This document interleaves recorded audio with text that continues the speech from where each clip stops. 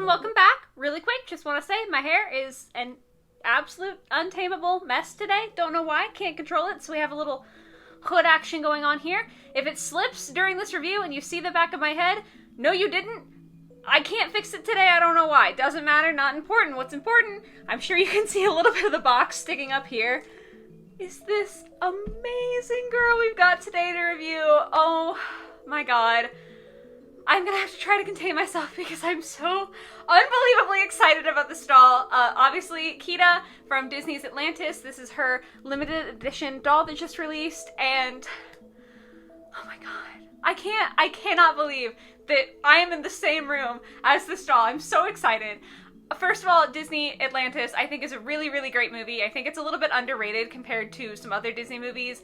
Like, you always think of stereotypical Disney princess movies, like The Little Mermaid, which is also great. Love The Little Mermaid. But I just don't think that Atlantis really gets all the credit that it deserves. I think that the character designs were amazing. I think that Kida is fantastic. And I also think that the characters themselves were just really engaging. I don't know. I love the movie as a kid. I love the movie as an adult. And I'm really excited to have this doll. So, other thing was, she's advertised as being 17 inches, which, like, when I was ordering her, in my head I thought I knew what 17 inches looked like. I thought, surely, I've seen a ruler before, so I can kind of imagine that, and surely it's not that much bigger than, like, the normal Rainbow High dolls that I get.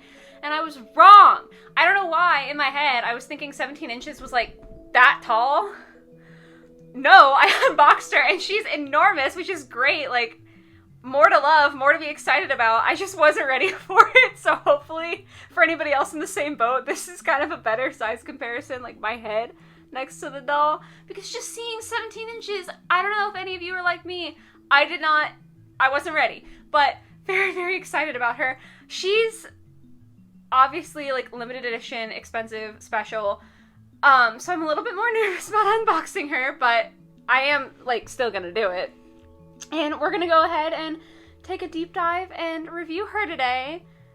And I'm really excited.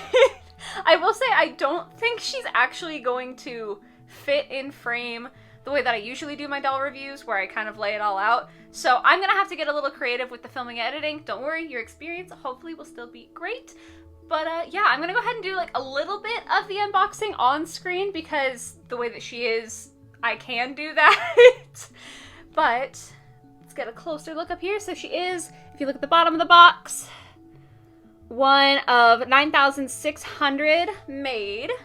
All of, like, the glowy effect with the paint job. Very, very pretty in the box. Definitely would be a box, to me, worthy of displaying if I were a box display kind of person. And then we have a tie ribbon back here. I'm not gonna read the whole shebang on the back of the box. It is a lot. However, I will insert a clip here if you want to pause to read it yourself. You don't need me narrating all that. But yeah, there's just a little bit of information on the back of the box. And then I guess I can just take the top off if I lay her down. I have to be so careful because I do want to preserve this box for once. Normally, I just get rid of the boxes. But this time I would actually like to keep it, so I'm trying to be very, very careful here. And then when you take away the outer box, it's really basically the same. That's just kind of like an outer shell for her. So this is where it's gonna get a little tricky for me, because if any of you have watched me before, I'm not good at opening boxes. So Let's start. Let's not break this. oh, okay, I felt her slip a little bit. Oh, this is scary. Everything about that felt very wrong. I just wanted to say, I didn't like that at all. So yeah, this whole cardboard section from the back also just slides right off. On the bright side, that should, in theory, make it a lot easier for me to put the box back together. Hopefully. We'll see. I also am just excited because I haven't unboxed a Disney doll or talked about Disney dolls in, I feel like, a very long time. Some of the first videos I did on my channel were, like, my collections. So I did a Disney doll collection. And then I think I made one other video after that. But other than that, I've just kind of, like, flown off the Disney radar. So it's exciting to get back into that. This is my certificate of authenticity. So for Kida collector doll, I got number 1,414 out of 9,600, which, you know, it is a number. I always kind of think about it like it would be really cool to have number 1. However, I would feel like I couldn't go any further. Like I couldn't unbox her after that. So no guilt now.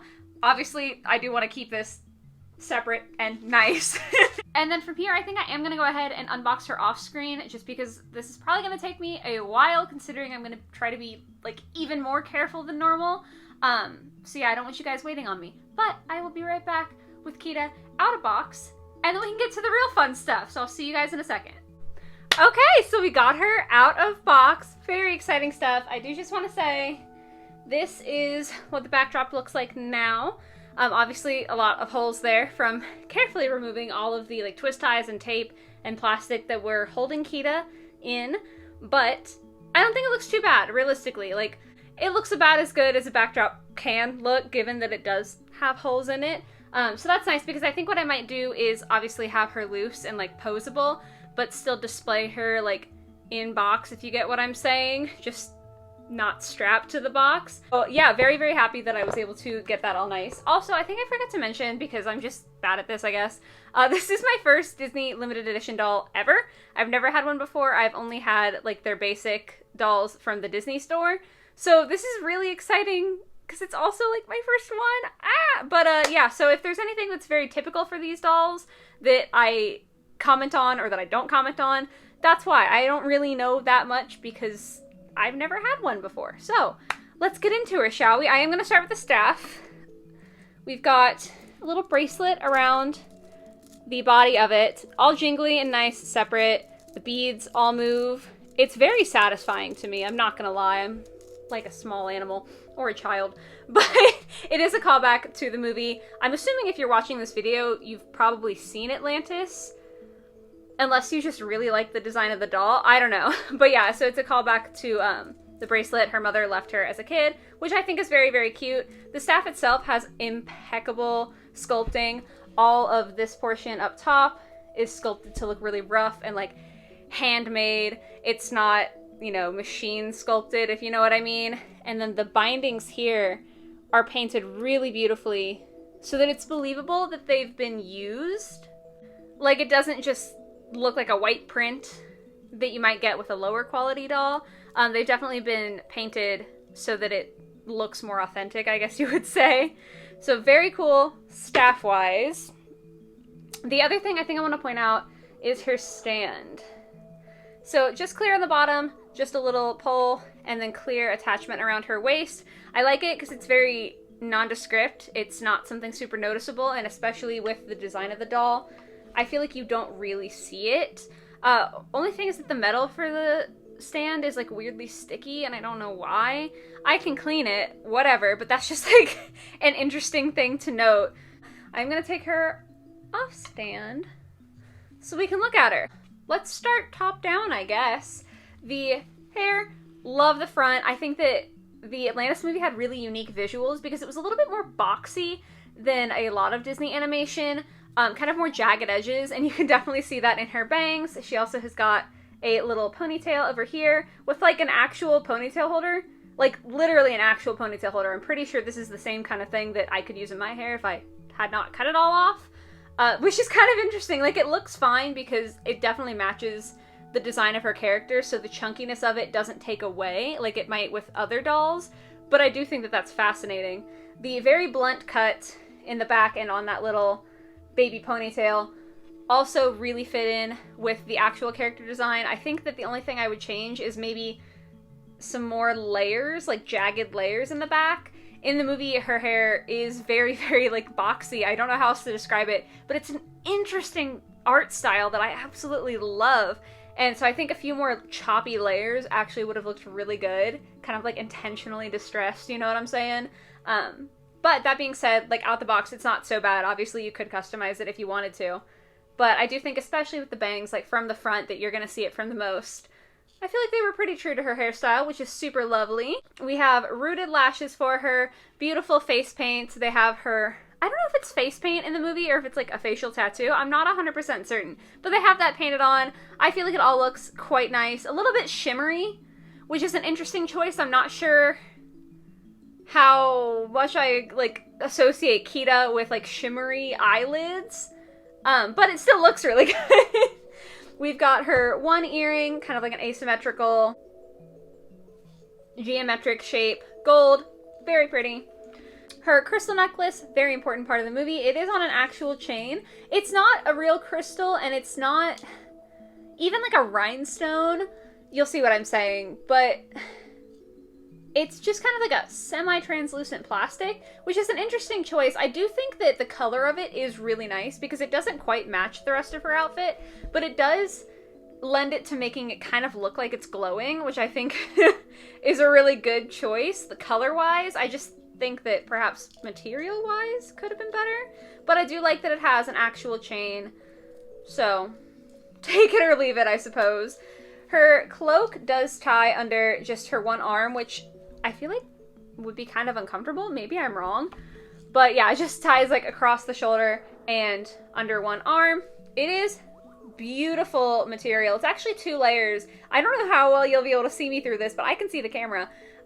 Very sheer, but it is like a slight gradient to it. It's very pretty, very soft, and it does have, on this little corner, a rubber band attached to it so that you could slip it around her wrist and kind of display her like that, which is super majestic and beautiful, and just like a fun addition. I think that that's like a nice detail that didn't have to be added, but obviously for like a limited edition doll, it's nice that there's more detail to it. Her armor on this side, pretty nice.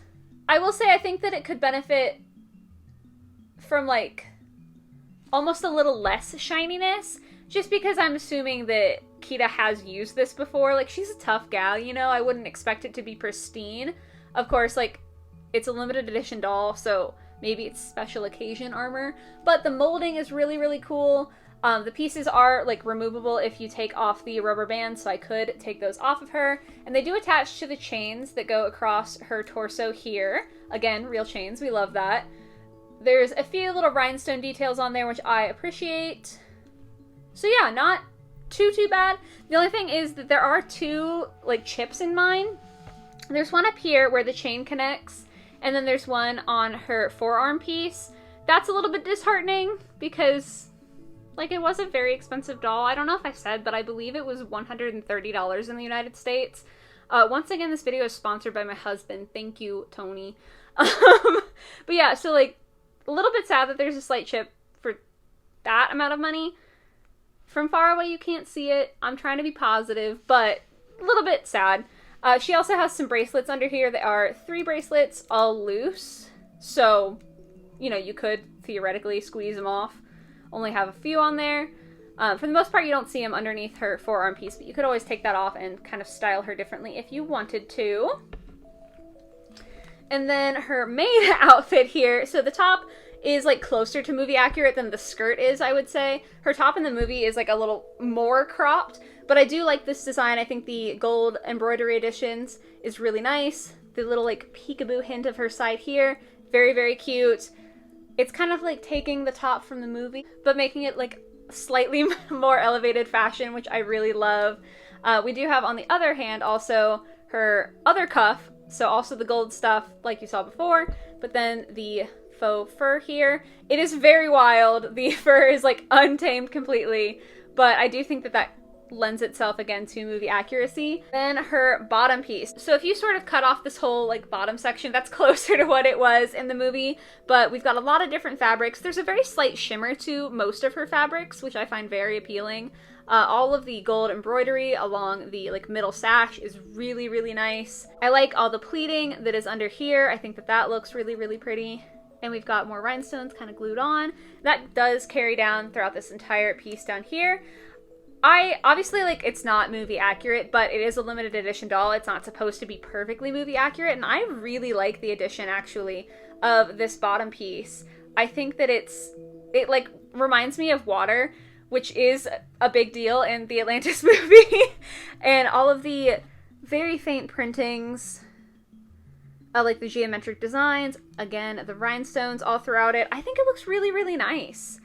We also have a little anklet piece. It is like 2 bands, but they're connected, so it's really just one piece that she comes with. As for like the base doll, I think that she looks really good too. We do have a swivel articulation at her torso. Her shoulders can move up and around. Elbows are articulated. Wrists are articulated. And then we've got a knee bend, about 90 degrees here, if I can move her skirt out of the way. That looks horrific. Obviously, her ankles rotate, but like that was a scary position. But yeah, the ankles do rotate and also tilt, which I think is great because she is a barefoot character. You know, she doesn't wear shoes. So having the addition of the foot articulation, I mean, for a doll this expensive, I would hope for it anyway. But I also think that it's a really good add-on for her character, if that makes any sense at all.